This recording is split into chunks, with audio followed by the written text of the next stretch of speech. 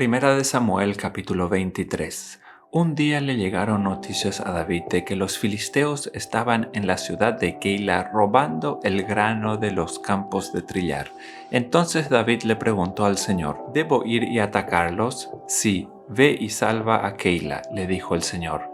Pero los hombres de David le dijeron: tenemos miedo, incluso aquí en Judá. De ninguna manera queremos ir a Keila para luchar contra todo el ejército filisteo. Así que David consultó de nuevo al Señor, y de nuevo el Señor respondió: desciende a Keila, porque yo te ayudaré a conquistar a los filisteos.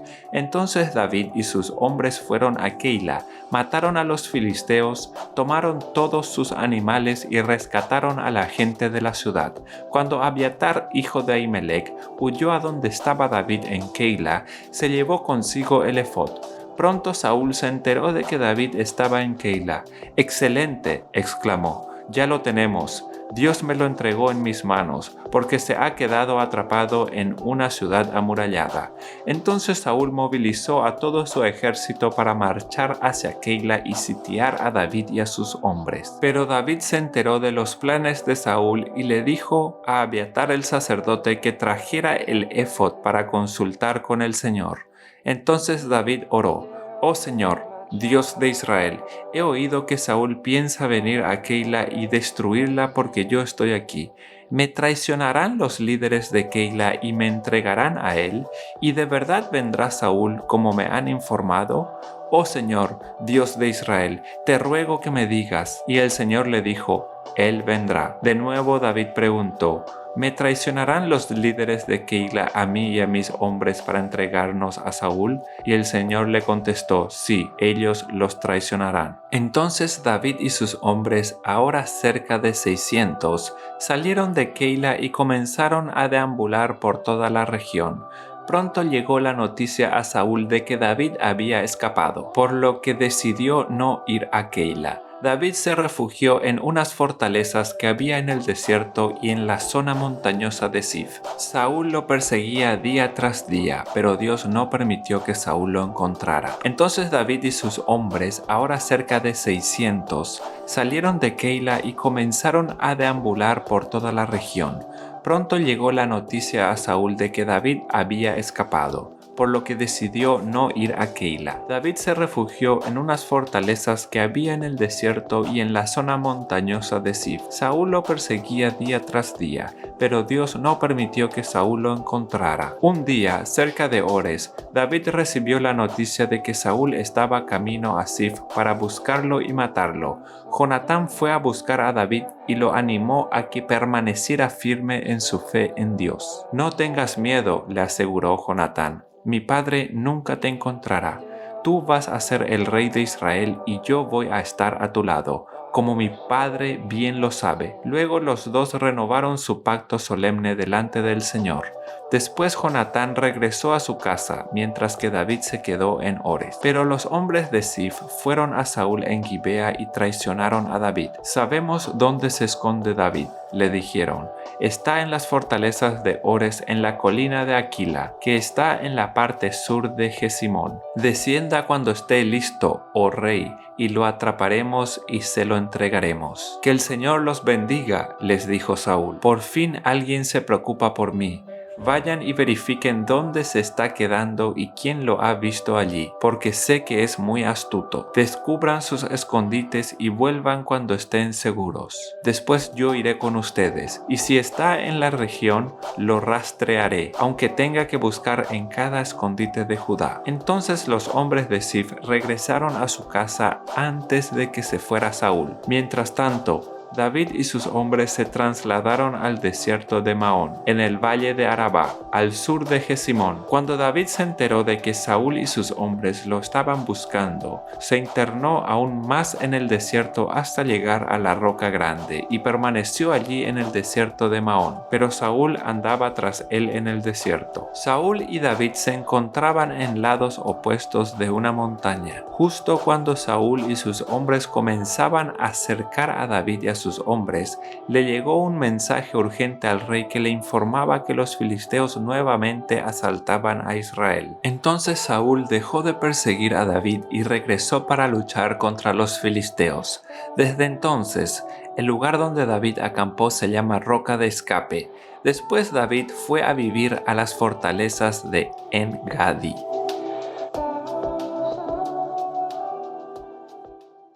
Primera de Samuel capítulo 24. Después de que Saúl regresó de pelear contra los filisteos, se le informó que David se había ido al desierto de En-Gadi.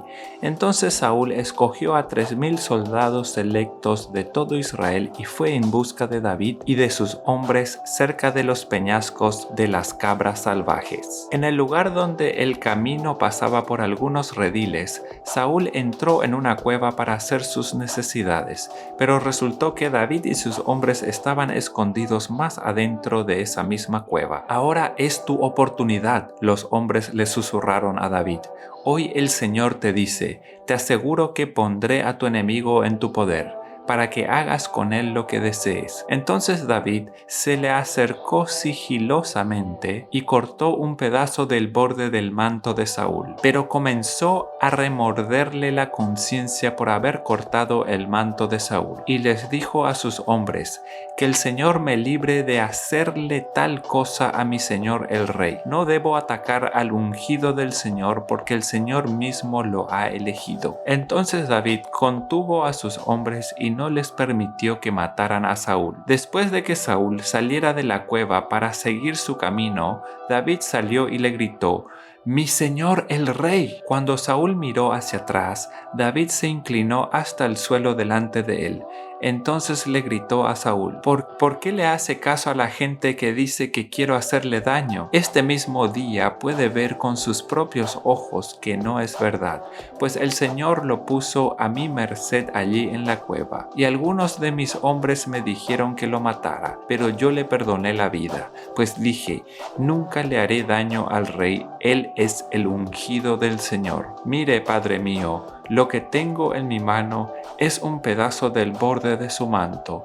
Yo lo corté, pero no lo maté. Esto prueba que no intento hacerle daño y que no he pecado contra usted, aun cuando usted me ha estado persiguiendo para matarme. Que el Señor juzgue entre nosotros.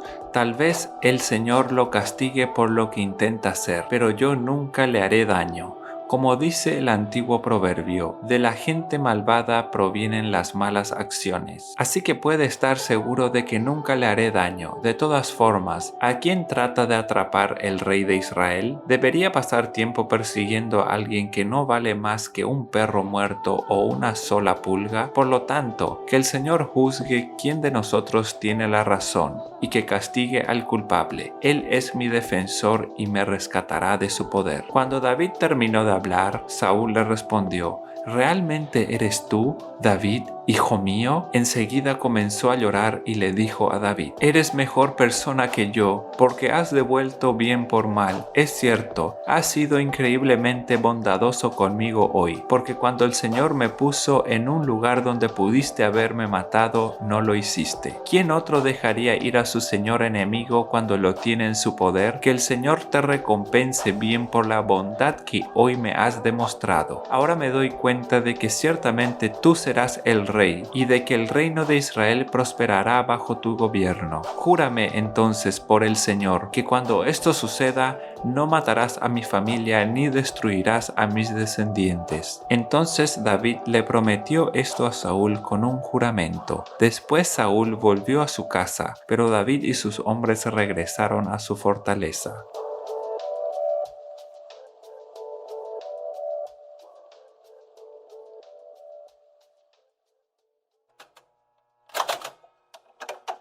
Salmos 133. Qué maravilloso y agradable es cuando los hermanos conviven en armonía, pues la armonía es tan preciosa como el aceite de la unción, que se derramó sobre la cabeza de Aarón, que corrió por su barba, hasta llegar al borde de su túnica.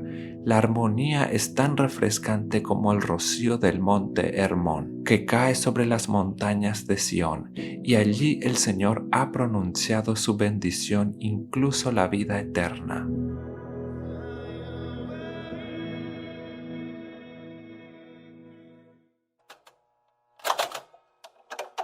1 Corintios capítulo 10.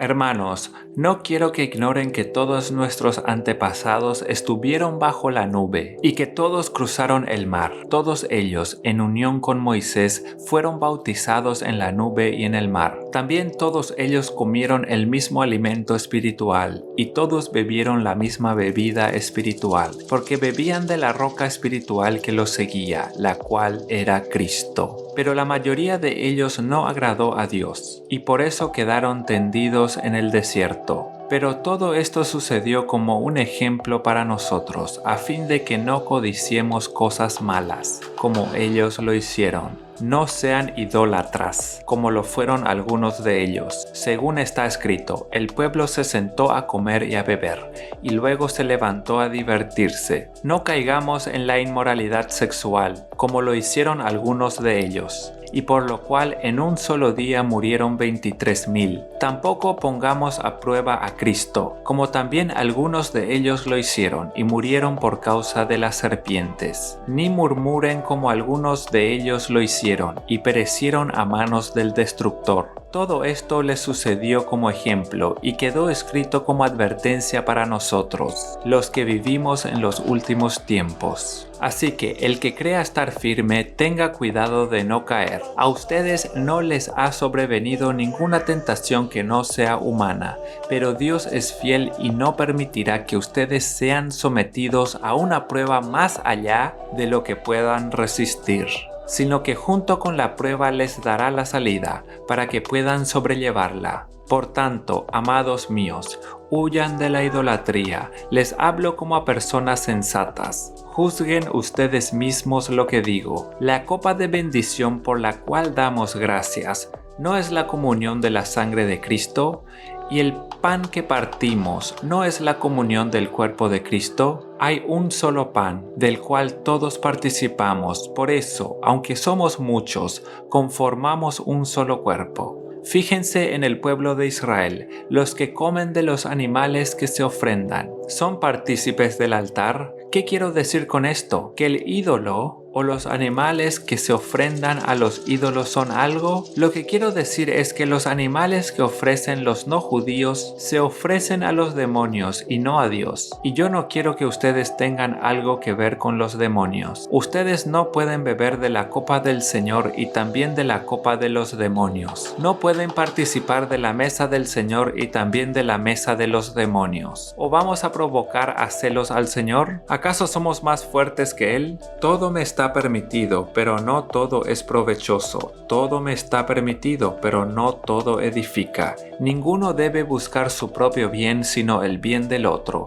Ustedes coman de todo lo que se vende en la carnicería y no pregunten nada por motivos de conciencia, porque del Señor es la tierra y su plenitud. Si algún incrédulo los invita y ustedes aceptan la invitación, vayan y coman de todo lo que se les ofrezca. Y no pregunten nada por motivos de conciencia. Pero si alguien les dice, esto fue sacrificado a los ídolos, no lo coman, por causa de aquel que lo dijo y por motivos de conciencia. Claro que me refiero a la conciencia del otro, no a la tuya. Pues, ¿por qué se habría de juzgar mi libertad por la conciencia de otro? Y si yo participo de la comida y doy gracias a Dios, ¿por qué he de ser censurado por aquello por lo cual doy gracias? Así que, si ustedes comen o beben o hacen alguna otra cosa, háganlo todo para la gloria de Dios. No sean motivo de tropiezo para los judíos ni para los no judíos, ni para la iglesia de Dios. Hagan lo que yo, que procuro agradar a todos en todo y no busco mi propio beneficio sino el de muchos, para que sean salvos.